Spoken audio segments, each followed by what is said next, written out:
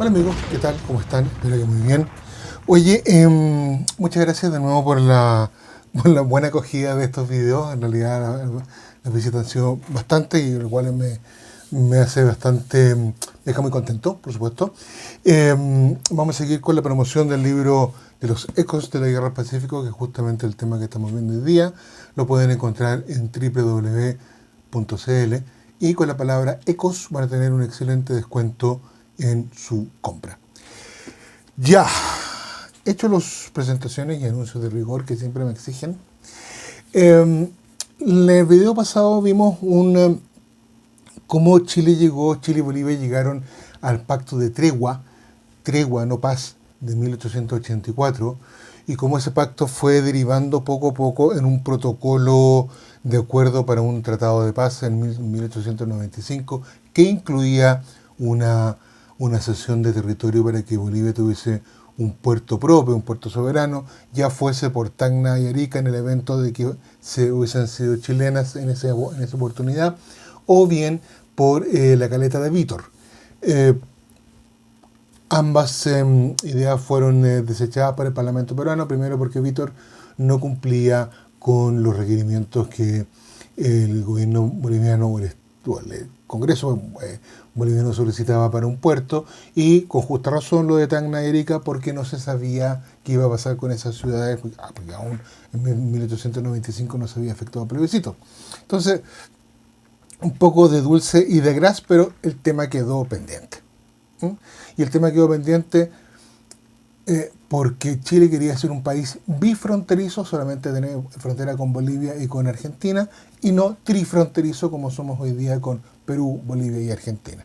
El tiempo pasó, el pacto de tregua siguió ahí vigente, que incomodaba como que a medio mundo porque no era una paz, una tregua, una cosa bastante amorfa, ¿no es cierto? Y en 1899 el presidente chileno Federico Errázuriz Echaurren designa como nuevo embajador en La Paz, en Bolivia, al diplomático chileno Abraham Koenig. Koenig era un tremendo opositor a los tratados de 1895. Él no creía en la entrega de... pero era un opositor al tema del tratado de 1895. Bueno, las instrucciones que llevaba este nuevo embajador era una paz, era lograr un tratado de paz sin ofrecer puerto soberano. Ya la idea del puerto soberano había sido prácticamente desechada. Pero sí que incluyese vías de ferrocarril y libre acceso a los puertos chilenos de Antofagasta y de Arica. En el caso de que este último llegase a ser chileno, estamos hablando todavía de 1899. Presentó esta propuesta al gobierno boliviano, una vez que están instalados en La Paz, obviamente, y se fue de evasivas y de dilataciones en el tiempo. Después de un año de conversaciones con los encargados bolivianos, Koenig se da cuenta que esto no iba para ninguna parte, que estas propuestas no satisfacían del todo al gobierno boliviano o a los bolivianos en general, y estaban condenadas un poco al fracaso. Entonces, por esta situación, el 13 de agosto del año 1900, Koenig emitió una nota, más que una nota, una especie de memorándum al canciller boliviano Eleodoro Villazón, en la cual plantea en forma muy descarnada, en forma muy sincera, muy franca, cuál era la posición de Chile y marcaría, en el fondo esa nota marcaría el devenir de la posición chilena hasta con Bolivia hasta el día de hoy. O sea, fue una nota que sentó las bases. La nota es extremadamente larga, son 11 páginas, no la voy a poner entera acá porque no da, ¿ya? El que desee la nota completa está en el ECOS, ¿ya? Y es muy, muy interesante leerla en su contexto general. Sí voy a poner algunos extractos que son muy indicativos de lo que dice esta nota. Perdona que sea una lata, pero creo que es muy importante porque marca una posición Porque tenía algo acá, sorry. Marca una posición de Chile respecto a la temática boliviana. Así que ténganme paciencia, por favor. Comillas. En cumplimiento de las instrucciones de mi gobierno y partiendo del antecedente aceptado por ambos países que el antiguo litoral boliviano es y será siempre para Chile. En obedecimiento, tal vez, a opiniones de otro tiempo, vuestra excelencia consigna como una aspiración del pueblo boliviano la de poseer a perpetuidad una zona de territorio que comprenda uno de los puertos actualmente conocidos. Esta zona deberá estar situada a la extremidad norte de las posesiones chilenas y se extenderá hasta la frontera boliviana. Es un error muy esparcido y que se repite diariamente en la prensa y en la calle el afirmar que Bolivia tiene derecho a exigir un puerto en compensación de su litoral. No hay tal cosa. Chile ha ocupado el litoral y se ha apoderado de él con el mismo título con que Alemania anexó el imperio de Alsacia y Lorena, con el mismo título con que Estados Unidos de América del Norte ha tomado a Puerto Rico. Nuestros derechos nacen de la victoria, la ley suprema de las naciones. Terminada la guerra, la nación vencedora impone sus condiciones y exige el pago de los gastos ocasionados. Bolivia fue vencida, no tenía con qué pagar y entregó el litoral. Esta entrega es indefinida, por tiempo indefinido, así lo dice el Pacto de Tregua. Fue una entrega absoluta, incondicional y perpetua. En consecuencia, Chile no debe nada, no está obligado a nada, mucho menos a la cesión de una zona de terreno y de un puerto. Para hablar con la claridad que exigen a veces los negocios internacionales, menester es declarar que Bolivia no debe contar con la transferencia de los territorios de Tacna y Arica, aunque el plebiscito sea favorable a Chile. El pueblo chileno, con una uniformidad que no se ve de ordinario en otras naciones, ha manifestado su voluntad de conservar esos territorios como una justa compensación de los sacrificios de todo orden impuestos al país. No habría chileno capaz de firmar un tratado de paz con una cláusula semejante. Desde la quebrada de Camarones al sur hasta el estrecho de Magallanes, todas las poblaciones son chilenas, netamente chilenas, formadas, desarrolladas y sustentadas con nuestros nacionales, con nuestros capitales, con el sudor y el esfuerzo del pueblo chileno. En estas poblaciones, incluyendo también el antiguo litoral de Bolivia, no hay casi bolivianos.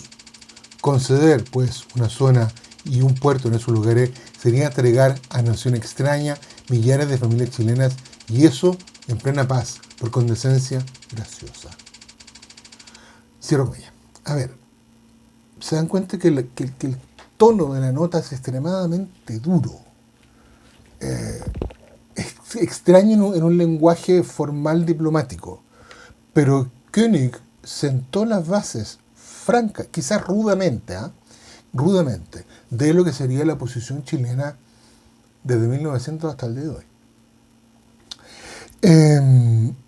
Ustedes entenderán que la nota o el memo o la carta que envió Koenig al canciller boliviano fue una bomba, fue un descalabro mayúsculo y al mismo tiempo sirvió para que Bolivia comenzara con una campaña de desprestigio internacional en contra de Chile, con una postura de víctima ante un victimario, una postura de que Bolivia ha sido abusada por este invasor chileno. El canciller del gobierno chileno, Federico Díaz Medina, intentó que Estados Unidos mediara en la cuestión del incidente por la nota de Koenig y Estados Unidos sacó las manos diciendo, no, yo no me voy a meter en esto, ustedes ya me han metido en varias cosas y en esto yo no me voy a meter, es un problema entre ustedes dos. Bueno, el revuelo que se había armado para la cuestionada nota alcanzó ribetes estratosféricos, ¿no es cierto?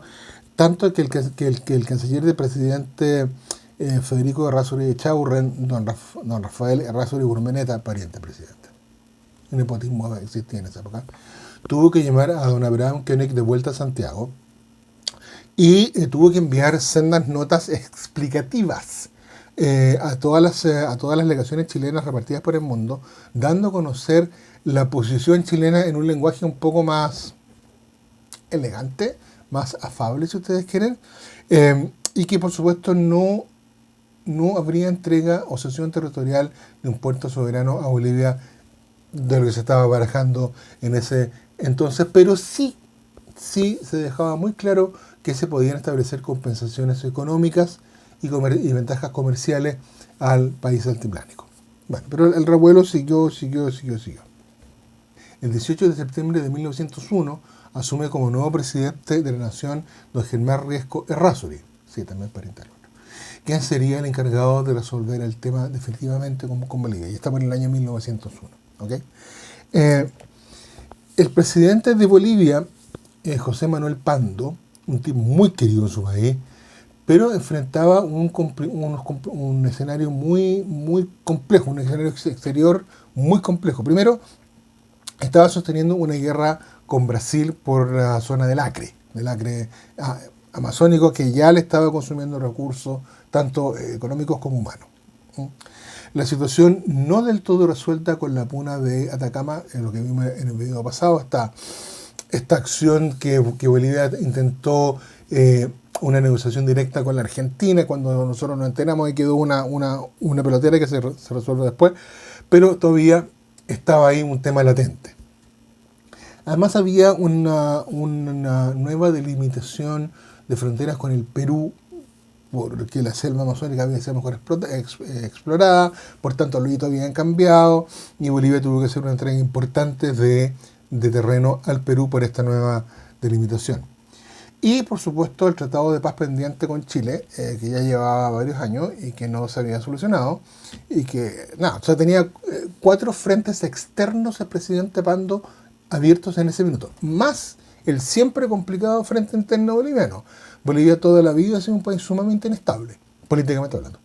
Entonces, el presidente Pando tenía que barajar estos 4 problemas exteriores más su problema interior, su siempre inestable país en la parte política. Bueno,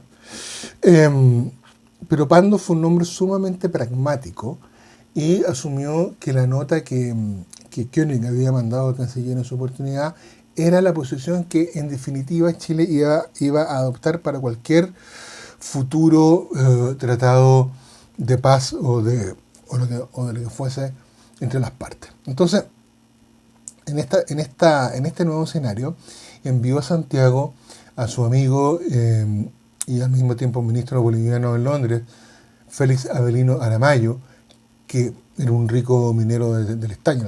El estaño estaba recién empezando a surgir en Bolivia y había gente que estaba tomando una riqueza impresionante con ese metal. Entre ellos, ¿no es cierto?, Aramayo. Bueno, además Aramayo estaba emparentado en forma política con un senador chileno, con don Federico Puga. Bueno, como sea, no, relaciones familiares que importan poco. Aramayo llegó a Santiago en los primeros días de abril del año 1902. Tuvo algunas reuniones para hacerse un poco del ambiente y el día 7 de ese mes, o sea, 5 días después, presentó al canciller chileno don Eliodoro Yáñez un documento que contenía 3 puntos básicos que Bolivia planteaba para iniciar las conversaciones de paz. ¿Ya? Estos eran muy importantes. Primero, Bolivia renunciaría a adquirir un puerto en el Pacífico. 2. Se reconocería la libertad plena del comercio boliviano. Súper importante. 3. Chile financiaría la construcción de ferrocarriles que dieran salidas expeditas hacia el Pacífico a los productos de Bolivia.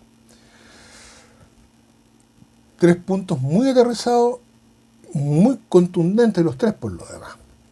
Bueno, se empezaron los estudios, se empezaron las conversaciones, se designaron ministros plenipotenciarios, o sea, personas con los plenos poderes para poder llegar a algún tipo de acuerdo, don Alberto Gutiérrez por Bolivia y don Beltrán Mathieu por Chile. Y ellos comenzaron estas reuniones de trabajo para ir acercando posiciones y estableciendo la redacción de este pacto, de este tratado de paz, amistad entre Chile y Bolivia. Bueno, durante todo lo que quedó del año 1902, las discusiones fueron básicamente financieras, comercio, garantías, ¿no es cierto?, que se iban a dar de la construcción de la línea férrea, en fin. ¿Ya? El problema era que el presidente Pando tenía que dejar la primera magistratura boliviana, y porque se iban a realizar elecciones en en ese país, y la duda de la Cancillería chilena o del gobierno chileno era si el nuevo presidente de Bolivia iba a respetar los acuerdos ya alcanzados con Pando. Fue una gran pregunta, pero eh, el 14 de agosto de 1904, don Ismael Fuentes Gamboa asumió como nuevo presidente vía una elección popular. No fue aquí ningún golpe de Estado ni nada por el estilo, sino que vía elección popular asumió como nuevo presidente de Bolivia. Y su promesa electoral, y que la cumplió, ¿ya?, fue seguir adelante en una búsqueda de la paz con Chile sin mar.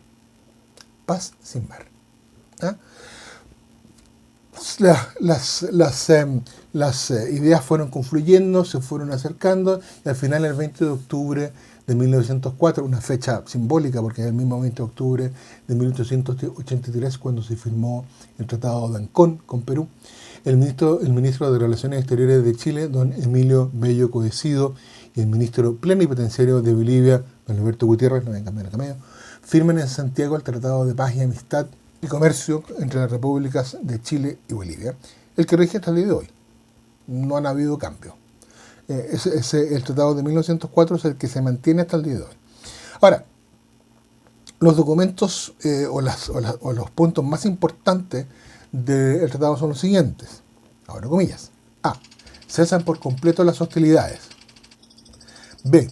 Quedan reconocidos como dominio perpetuo para Chile los territorios ocupados a Bolivia y definidos en el artículo 2 del Pacto de Tregua de 1884. C. Chile construirá el ferrocarril de Arica a La Paz y la propiedad de este quedará para Bolivia. Chile garantizará el pago de hasta el 5% de los créditos para construir otras líneas férreas. D. Chile pagará a Bolivia 300.000 libras esterlinas en efectivo. E. Chile cancela los créditos reconocidos por Bolivia a distintas empresas particulares, tanto chilenas como europeas. A ver, detengámonos un segundito. Bueno, A. Cesan por completo toda la hostilidad. Ok, se acaba la guerra. Listo. B. Quedan reconocidos como dominio perpetuo para Chile lo que hoy día es la región de Atacama y que ya había sido definida geográficamente en el Pacto de Tregua. C. Chile construirá el ferrocarril de Arica a La Paz, al que se agregó el de Antofagasta. ¿Ya? Y dice que garantizará el pago de hasta el 5% de los créditos para construir otras líneas férreas. O sea, fuimos aval. Chile fue aval de Bolivia hasta un 5% del valor de la construcción de cualquier otra línea férrea. ¿Ya? Chile pagará a Bolivia 300.000 libras, no, okay, un pago en efectivo directo al gobierno boliviano. Y Chile cancelará los créditos reconocidos por Bolivia a distintas empresas particulares. Efectivamente, las empresas chilenas que operaban en Bolivia antes de la guerra fueron obviamente expropiadas por el gobierno boliviano y este gobierno tomó una deuda con los antiguos dueños de la empresa que ahora que el territorio donde estas empresas estaban instaladas pasaron a ser chilenos, el gobierno de Chile tuvo que hacerse cargo de dichas deudas. Bueno. Por supuesto que aquí hay otros puntos bastante más, es un tratado bastante más largo, que hablan del libre tránsito de mercadería, incluyendo material de guerra, la creación de unas aduanas especiales en Arica y en Antofagasta para el tráfico de dicha mercadería y una serie de otras, etcétera, etcétera, etcétera. Bueno, hay una corriente que sostiene que el Tratado de Paz y Amistad con Bolivia más parece una compraventa de un territorio básicamente por estos 300.000 libras en efectivo. O sea, y quizás desde un punto de vista netamente mercantil podría tener algo de razón, pero no de la mirada geopolítica. De la mirada geopolítica se cierra, ¿no es cierto?, se adquiere un territorio. Y ok, nos ha dado el cobre y muchas otras cosas más, pero se cierra la guerra, se acaba la guerra de una vez por todas y se logra un acuerdo, un tratado que es beneficioso para ambas partes. Y Bolivia renunció bien entre comillas, a su salida al mar. Y digo renunció viene entre comillas porque esto no termina aquí. Ya dijimos que en la primera conferencia internacional de la Liga de las Naciones, efectuada en el año 1920, o sea, 16 años después de la firma del Tratado de Paz y Amistad con Bolivia, Bolivia presenta una demanda para que tan alto organismo declare nulo el Tratado de 1904. Y esta demanda se basa en lo siguiente, vuelvo a abrir comillas: la presión bajo la cual fue impuesto el tratado. 2. La inejecución por parte de Chile de algunos puntos fundamentales del tratado destinados a asegurar la paz. 3. Este estado de las cosas constituye una amenaza permanente de guerra. He aquí una prueba: la actual movilización de grandes efectivos militares que Chile ejecuta sobre la frontera boliviana a pesar del estado de paz existente entre nuestros países. 4.